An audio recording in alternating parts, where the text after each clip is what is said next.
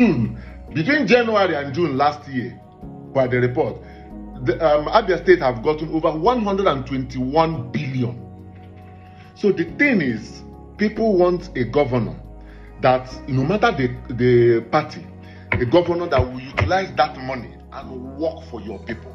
Meaning, if I am the Abia State governor, I know that in 6 months I can get 100 billion.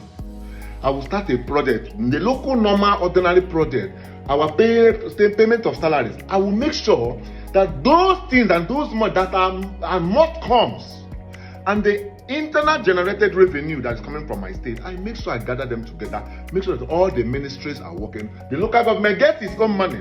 Now, most of the money that go to the state are for the state to carry out state projects. Local government allocation carries out local government projects in collaboration with the states.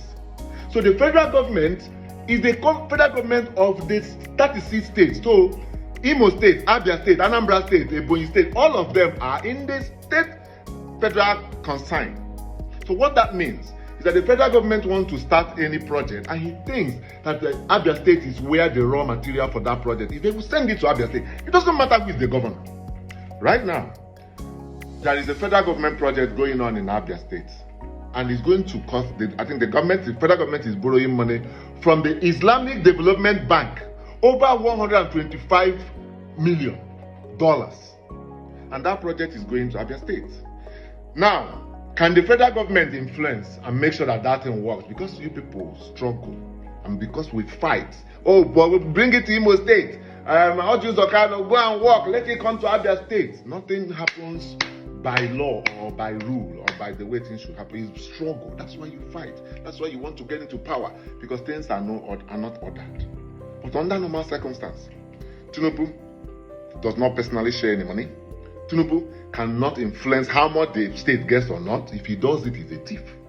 If he does it, he's a criminal. And he will not do that. He's not stupid. He's not stupid. And he cannot control how the state spends their money.